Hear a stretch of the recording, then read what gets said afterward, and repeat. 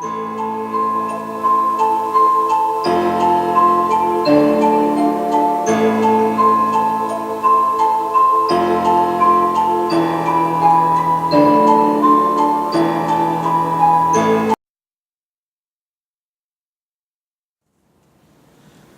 is DS Yacht Summer, and this is another episode of Spectre, where I talk about various things and topics, whatever strikes my fancy. And this is a little topic that I've thought about talking about for a while. About a decade ago, I started working for this corporation that I work for now, but I didn't work for them for several years intermediately between these two jobs because the company that I work for deals in support staff services at hospitals, colleges, resorts, etc., etc. List goes on and on. But I will not say the name of my corporation, as I have no beef with them. And these days, but what I did have a beef with, or I was just curiosity, more or less, was at my first job, or the first time I worked for this company, at orientation, that they showed us this presentation entitled "Johnny the Bagger," and the story was about. It was called the Simple Truths of Service. I have the video up here. You can look it up on YouTube. I don't know how many companies use this. When I looked it up, the video package that you would use for that companies could use at orientation cost about $800. I heard figures before it was around $1,000 for this whole package. But long story short, her name's I think Barbara Glanz, who is head of this marketing thing. I don't know what she does. She's just one of those people. She markets things. She just takes a piece of shit, a turd, polishes it, and tries to sell it to people for money, And I'm not disparaging. The story is about a grocery bagger, grocery store employee named Johnny who has Down syndrome, which is it's a as many people know, it's someone who is it's a form of mental retardation. There's other forms of it, and nothing to make fun of, and nothing to be ashamed of. I work with people who are mentally challenged. I worked in a group home. Endless empathy for these individuals and everything, and applaud them every day for what they do. So with that said, this story, where it falls apart for me, it just sounds like something that would never happen anywhere. So, Johnny, and I have to play some of it, but it's a story basically. He's a bagger, and he just I guess the boss or something, he was saying something about how can I make a change here or do anything here to really distinguish myself and help business and customer relations. And so Johnny goes home, and I think it's like I think they portray it as being his dad's idea that that Johnny would put a special message in each bag of groceries that he bagged whenever he worked. So he'd come up with some special slogan, make a bunch of copies of it or whatever, cut up into little kind of like fortune cookie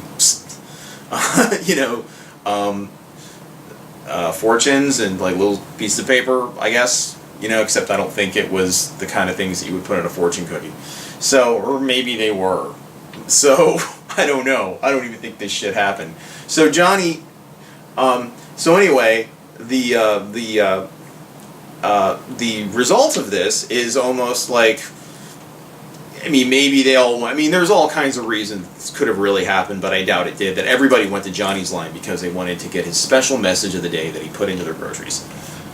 And I don't even know what the sayings were. They didn't even really go into that. Like, what kind of stuff did he put? What kind of inspirational quotes or things that he made up, possibly, that he put into these people's bags, that everybody went to that line? You're at a grocery store, and you're trying to check out, and everybody crowds one line.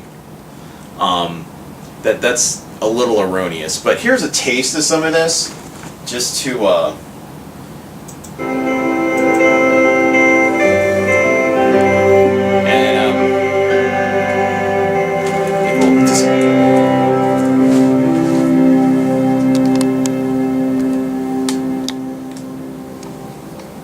A few years ago, I was hired by a large supermarket chain to lead a customer service program to build customer loyalty.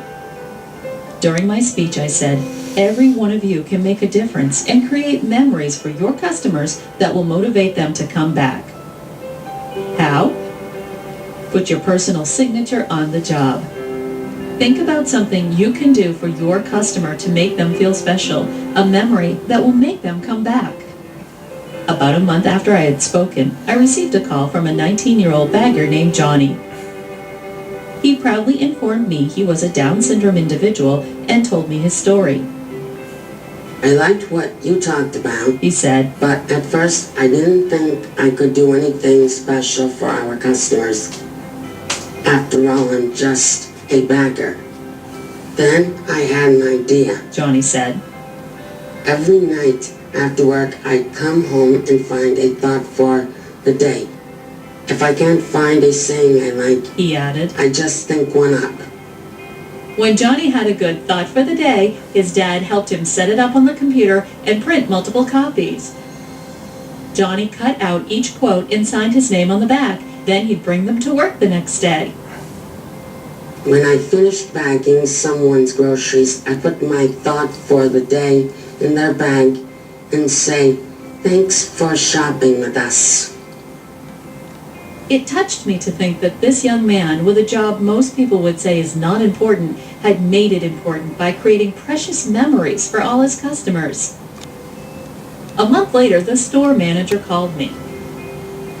You won't believe what happened. When I was making my rounds today, I found Johnny's checkout line was 3 times longer than anyone else's. It went all the way down the frozen food aisle. So I quickly announced, we need more cashiers, get more lanes open, as I tried to get people to change lanes. But no one would move. Yeah, that didn't happen. They said, No, it's okay. We want to be in Johnny's lane. We want his thought for the day. The store manager They wanted his continued. thought for the it was day. a joy to watch Johnny delight the customers. I got a lump in my throat when one woman said, I used to shop at your store once a week, but now I come in every time I go by because I want to get Johnny's thought for the day. A few months later, the manager called me again.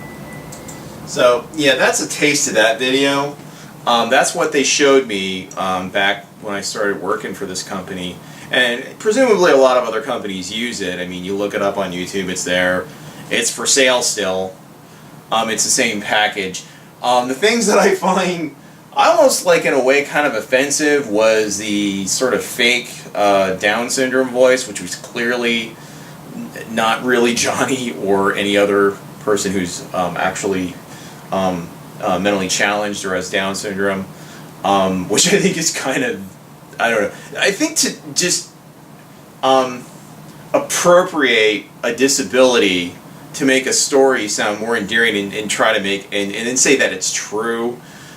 I mean, I don't know if I'd go like say it's unethical, but I mean, you're clearly when it was during orientation, usually when you work for a company, they are trying to manipulate you emotionally, and it is about loyalty. And it is about like, well, hey, you know, look what this dude did. He's just doing a little menial job like you, and he has a disability he struggles with, but he didn't let that get him down.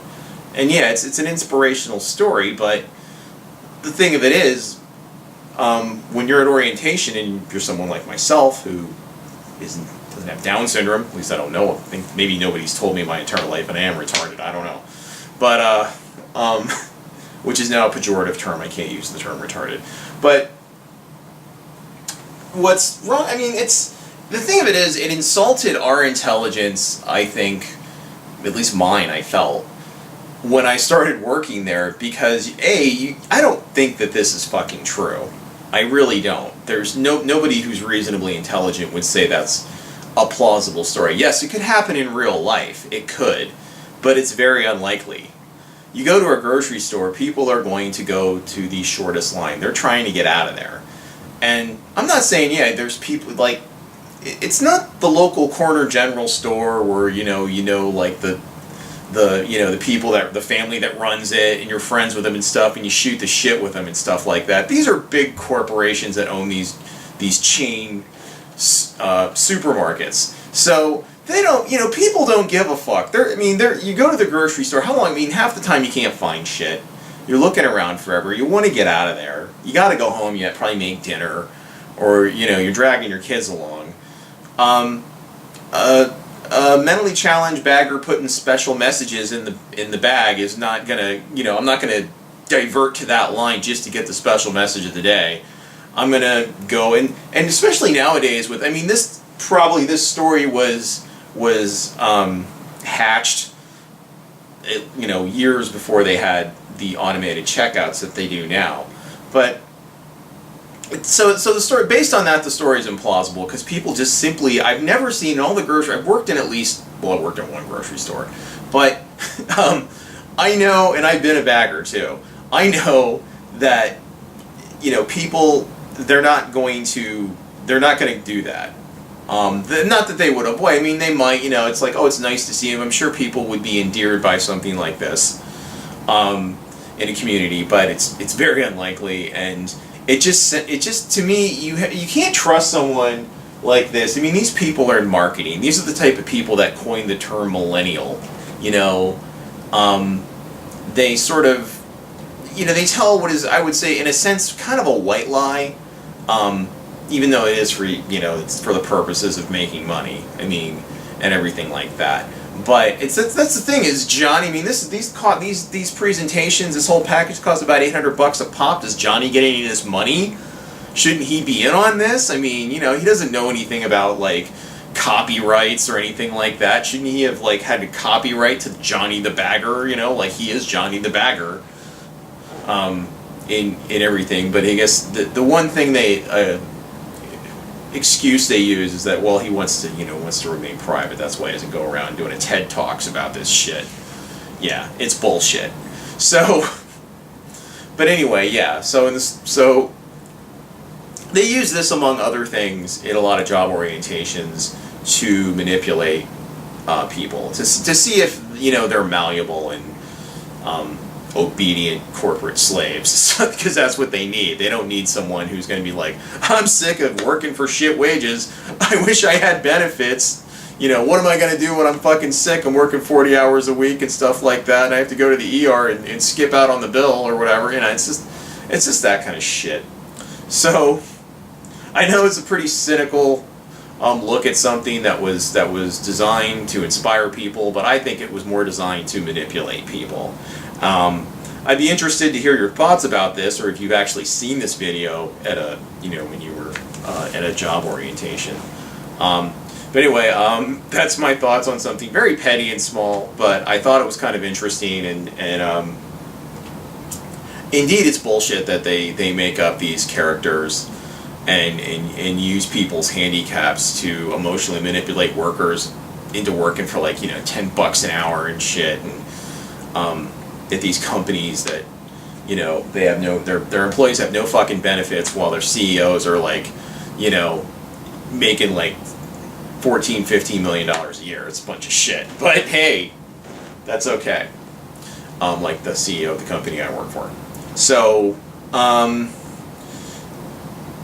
yeah, it just really annoys me. Other people, they're so fucking stupid. They're inspired by this shit. It's like, it's bullshit. God, I was really inspired by that story about the Down syndrome bagger. Okay, what city is he from? We don't have that information. We don't know. He exists though. Yep. Well, what's his no? We don't know his last name. He's Johnny, his middle name's and his last name's Bagger. I think that's what it is. So anyway, my name's D.S. Yoxheimer. This has been another very silly edition of The Spectre. Leave your likes and comments below, or hate. That's cool too. You can leave plenty of hate comments. They're always entertaining. Take care.